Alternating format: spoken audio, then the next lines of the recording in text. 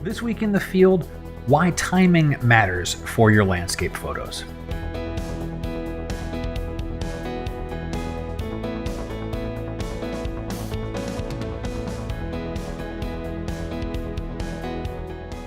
Hey everyone, I'm Scott Davenport and welcome to In the Field. If this is the first time you're checking out my channel, thanks very much for giving me a shot. Really briefly, what I do here is share some footage from a recent photo outing and talk about a little bit, figure out, what did I learn on the shoot, what things that I already know that got reinforced, and just, share some experiences. Then you guys can help me out, comment, ask questions, and so forth, and we all get better at being photographers together.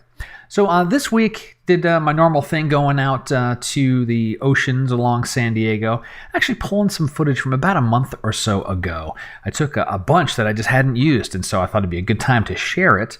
And, the theme here is that timing matters. Now, I'm not just talking about golden hour.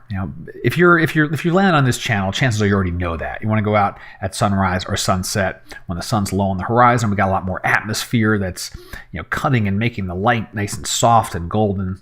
There's more to it than that. But let me share the footage from this outing and then come back and talk about some of the other aspects of timing your shot. I've come out here this afternoon to beautiful La Jolla. It is a gorgeous afternoon. Sky's looking great, has a nice cloud cover. The horizon's looking pretty clear. So what I'm really after today is finding a good composition that's going to accentuate the water that's going to spill over these various rocks. The tide is rising up, and I should have, a mid-tide by the time the sun is going down. So I'm going to walk up and down the beachfront here and find a good composition that's going to accentuate water swirling in and around these rocks. There's a lot of things to choose from. These big rocks behind me. There's also some smaller tide pools up to the north. That's it's going to be like me, a kid in a candy store. It's going to be a lot of fun. Here's our setup. So I've framed up, and you can see I have a neutral density filter mounted. Not bothering with the polarizer today because I am shooting more or less directly toward the sun. Using this curve of this mossy rock as kind of the edge of my foreground so that it'll feel like we're standing on this edge when we look at the photo. These rocks to left and right that are kind of pointing out toward the sun and toward the horizon. Now right now it's very, very hot on that horizon, but as the sun starts to slip past those clouds in the background, the light's going to get softer. We're going to get hopefully some interesting color play in the ocean itself. Shooting f16, I want the depth because I want to get some of that detail in those clouds back there. And with the 4-stop filter, I'm getting about 1/13 to 1/10 of a second, depending on how bright or how dark it gets out there.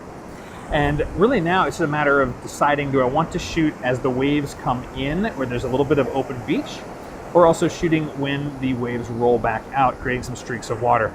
Be a little experimentation to do, and we'll just see what looks good. I actually ended up moving north of that spot you saw me initially recording to get the settled upon composition for sunset. So what are some of the other aspects of timing here? So besides being out there at sunset, there were a few things going on. Number one was the clouds. They were moving around quite a bit, and a timing question becomes, is the best light going to be at sunset, before sunset, potentially after sunset? And deciding to make sure I got certain shots at certain types of lighting conditions so I can maximize my chances of getting a keeper. I'll show you a couple here. There's one that I took right as the sun was going down, and it was kind of closed in, right? There's not as much happening with the sky. It's a different type of feel of photo. It's it's more pastel, it's more pleasing, versus something that happened maybe 30 minutes before sunset. So there's a lot more light play in the sky, and I like this one because it's a little more vibrant, a little more lively. I don't know, connects with my soul a little bit more.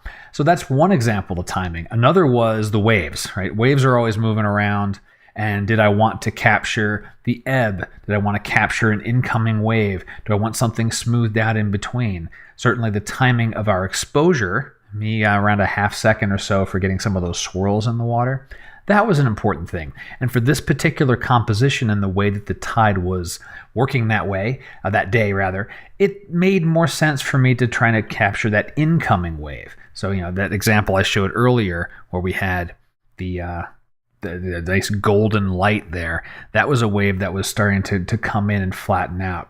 The changes in how the water ebbed away just didn't make the foreground look as pleasing. It got more broken up. It just didn't feel right.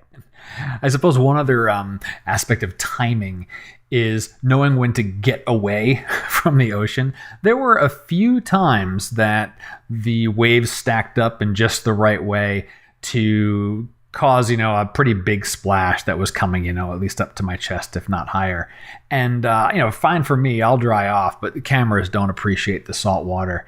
And so keeping an eye on the ocean and knowing that's going on so you know exactly when to run and protect your gear as opposed to getting caught by a sleeper wave. So the tip of the week is when you're thinking about the timing of your shot, it's not just time of day, it's conditions at the given moment. Are the clouds looking like they're going to move away as the sun's reaching the horizon and so your better light is beforehand?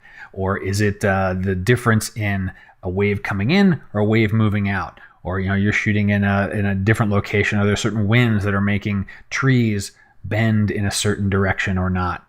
It's a lot of things to keep in your mind, and each scene is different. So my advice is eliminate the one variable you can. Go out at sunrise or sunset. And when you get there, take a few minutes, get a feel for the personality of that location that day, and see what elements are moving around in the frame, and then start setting up your shot and trying to start to predict what might happen, paying attention to direction of the clouds, direction of the wind, and so forth. After a while, it'll start to become second nature, and your photography will get better. And that'll do it for this week in the field. I hope you've enjoyed it. If you did, share this with a friend, your local camera club, anyone else in your social circles. Social shares are always appreciated. Let me know somehow. Comments on the blog, beneath the video, wherever you are viewing this, there is a comments section. I'd love to hear from you, get your thoughts, and maybe share some of your outings or your tips or your tricks for dealing with dynamic shooting conditions. Well, until next time, my name's Scott Davenport. Happy shooting.